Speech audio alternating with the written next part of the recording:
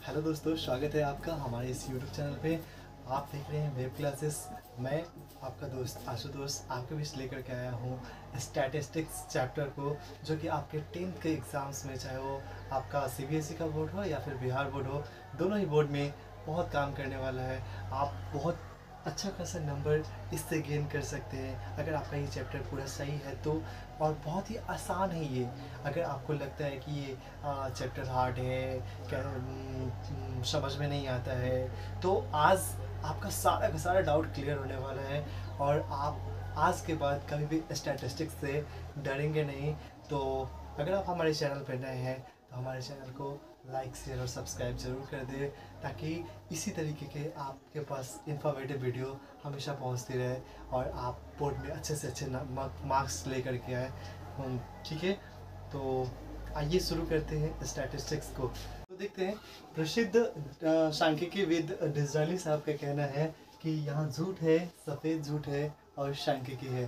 ठीक है, तो इस चैप्टर में आगे बढ़ते हुए हम समझेंगे कि माध्य, माध्यिका और बहुलक तथा तोरण किसी भी संख्याओं के समूह का कैसे निकाला जाता है।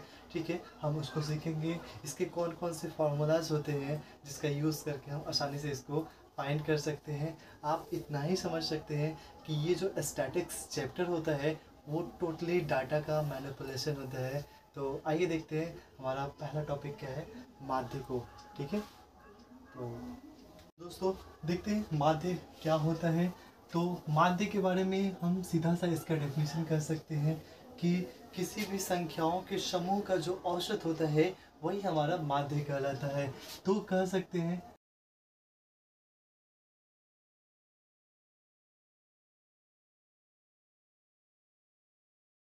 तो जैसा कि आप देख रहे हैं, माध्य जो है संख्याओं के समूह के औसत को ही कहा जाता है। तो इसमें इसको निकालने की कुछ विधियां हैं जिसके बारे में हम लोग देखते हैं। तो सबसे पहला जो विधि है वो है प्रत्यक्ष विधि।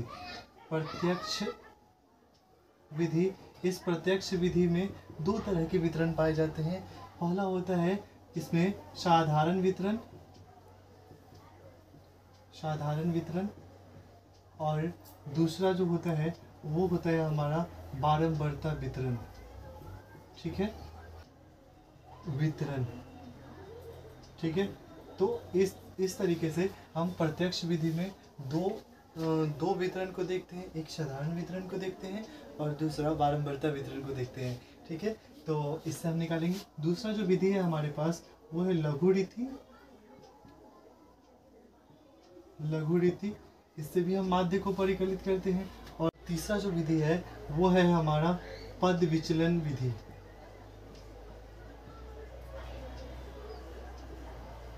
ठीक है, तो इन तीन तरीकों से हम माध्य का परिकलन करते हैं।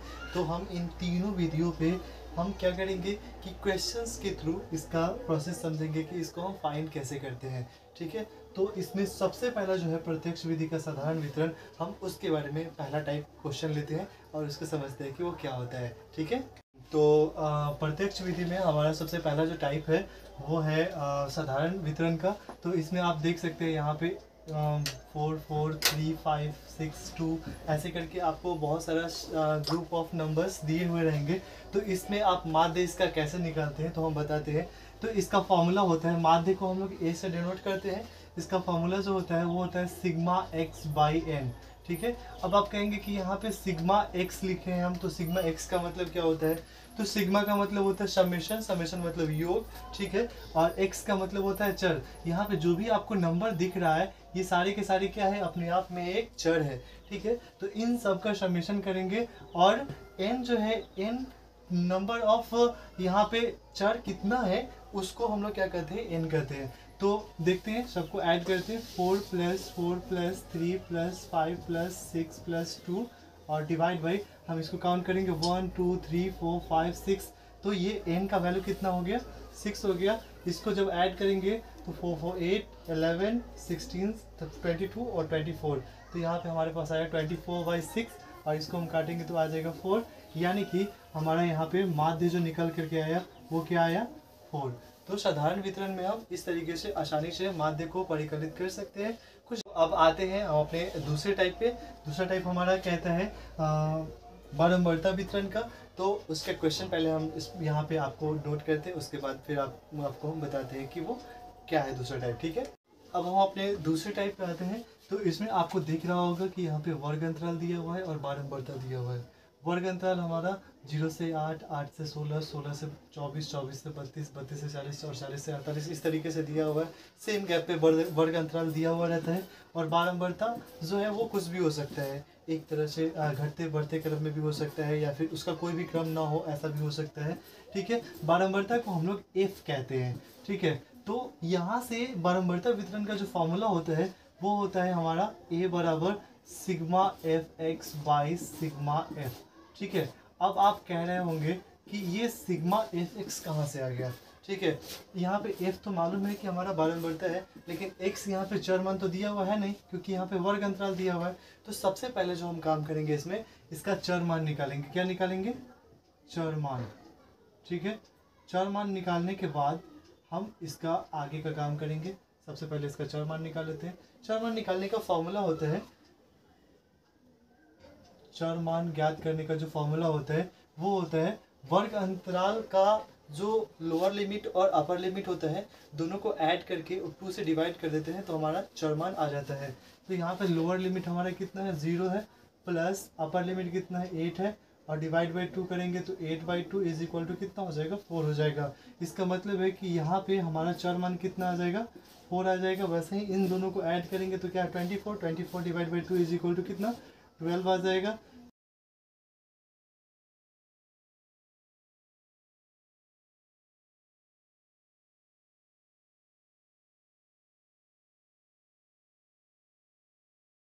तो इस तरीके से हम चर मान को यानी कि x को आसानी से फाइंड आउट कर सकते हैं। ठीक, तो इस फॉर्मूला को अभी इरेज कर दिए हैं। अब हम यहाँ पे एक और वैल्यू निकालेंगे, वो है हमारा f इंटू एक्स, क्योंकि फॉर्मूला में हमारे क्या था? f इंटू एक्स था। ठीक है, तो अब इसको हम क्या करेंगे, एक एक करके हम वैल्यू निकाल करके लिखेंगे कि वैल्यू हमारा कितना आता है। तो देखिए यहाँ पे f दिया हुआ है, यहाँ पे x दिया हुआ है, तो इन दोनों को क्या करना है? मल्टीप्लाई करना है। मल्टीप्लाई करेंगे तो 10 4 से कितना हो जाएगा? 40। यहाँ पे 240 आएगा, यहाँ पे 280 आएगा। तो इस तरीके से हम क्या करेंगे, एक fx को गुना करेंगे तो हमारे पास ये आ जाएगा।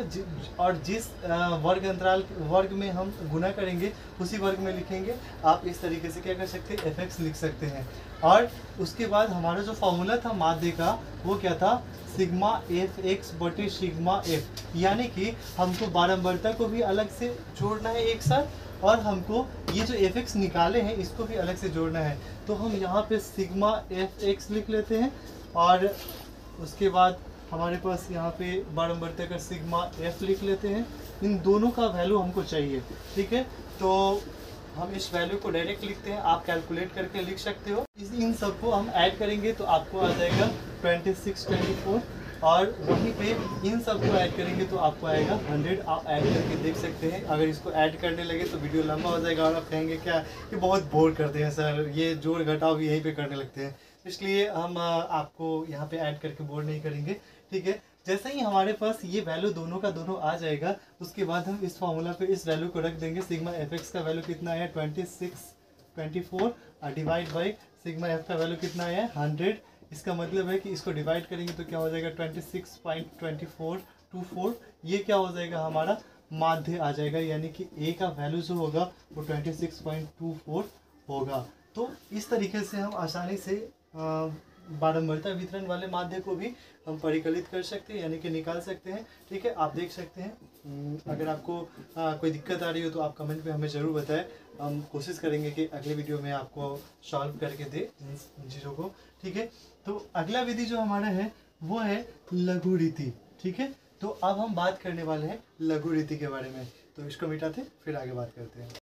तो आइए अब हम देखते हैं टाइप 3 को, जिसमें हम लघु रीति से माध्य निकालने का सीखेंगे।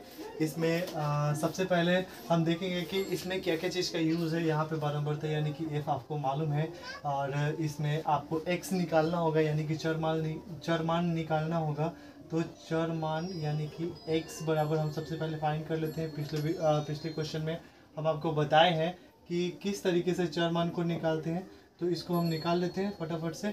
यहाँ पे दोनों को ऐड करेंगे 10 होगा, डिवाइड बाई 2 करेंगे 5 होगा, यहाँ पे दोनों को ऐड करेंगे 30 होगा, डिवाइड बाई 2 करेंगे 15 होगा। इस तरीके से 10 के डिफरेंस पे ये चला जाएगा। तो यहाँ पे 25 होगा, यहाँ पे 35 होगा, यहाँ पे 45 होगा। इस तरीके से आप चर मान आसानी से फाइंड आउट कर सकते हैं।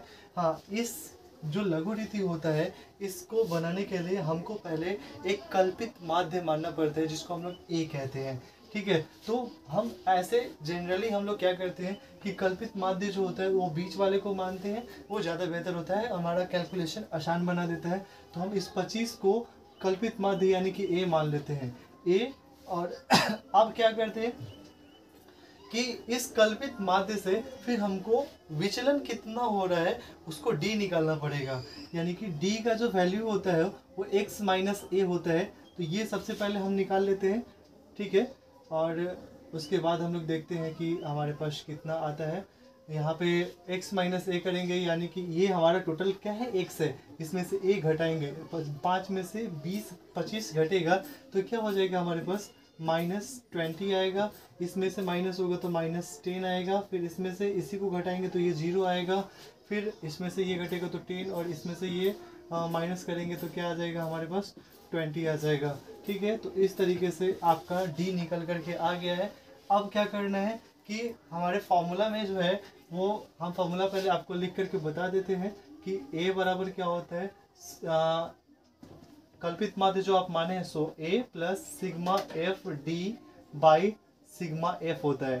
ठीक है, तो इसके लिए हमको सबसे पहले ज़रूरी है क्या, यहाँ पे तो हम d निकाल चुके हैं लेकिन यहाँ पे एफ डी निकालना है, यानी कि f इंटू डी, इसको हमको फाइंड करना है। अब आप एफ डी का मतलब फिक्स डिपॉजिट मत समझिएगा, ठीक है। एफ डी का मतलब यहाँ पे माध्य का विचलन जो हो रहा है उसमें बारंबारता का गुना है, ठीक है। तो इसमें इन दोनों को गुना करेंगे तो क्या होगा -400 होगा, ठीक है। इन दोनों को गुना करेंगे तो क्या होगा -240 होगा, इन दोनों को गुना करेंगे तो ये 0 हो जाएगा, वहीं इन दोनों को गुना करेंगे तो 360 आएगा, और इन दोनों को गुना करने पर फिर हमको क्या आ जाएगा 400 आ जाएगा। अब हमको फाइंड क्या करना है, फाइंड करना है हमको सिग्मा एफ डी बटे सिग्मा एफ, यानी कि सिग्मा एफ डी, इसका इन सब का समेशन करना है, जोड़ना है। तो sigma F d is equal to क्या हो जाएगा, ये 400 से 400 कैंसिल हो जाएगा, ये 360 में से 240 को माइनस करेंगे तो हमारे पास 120 बचेगा। तो सिग्मा एफ डी हमारे पास क्या आ गया 120 आ गया। अब सिग्मा एफ कर लेंगे तो इन एफ को जोड़ेंगे तो क्या होगा 20 40 40 80, और इन दोनों को जब ऐड करेंगे तो क्या हो जाएगा 60, तो 80 60 कितना हो जाएगा 140। ठीक है, तो आपके पास यहाँ पे sigma f is equal to क्या आ गया 140 आ गया। तो अब हम क्या करेंगे, डायरेक्ट इन दोनों वैल्यू को, जो सिग्मा एफ डी आया और सिग्मा एफ आया, इन दोनों वैल्यू को, और ए चूँकि हम माने हुए हैं क्या 25, तो इन दोनों तीनों वैल्यू को फार्मूला में रखेंगे और हमारा माध्य निकल करके आ जाएगा। तो a इज इक्वल टू एक मतलब माध्य इज इक्वल टू a बराबर कितना है यहाँ पे 25 प्लस सिग्मा एफ डी का वैल्यू कितना आया हमारे पास 120, और डिवाइड बाई सिग्मा एफ का वैल्यू कितना आया 140। ठीक है, इसको आप डिवाइड करेंगे, ये कट जाएगा, तो 25 प्लस इसको और काट सकते हैं 6 और 7 बार में, तो 6/7 इस तरीके से आएगा।